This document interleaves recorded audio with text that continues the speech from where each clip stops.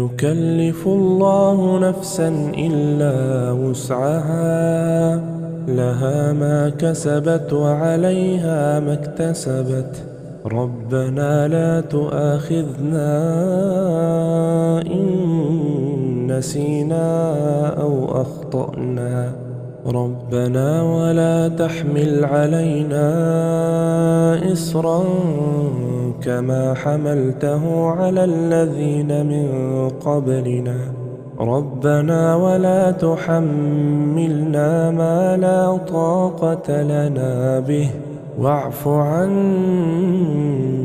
واغفر لنا وارحمنا أنت مولانا فانصرنا على القوم الكافرين.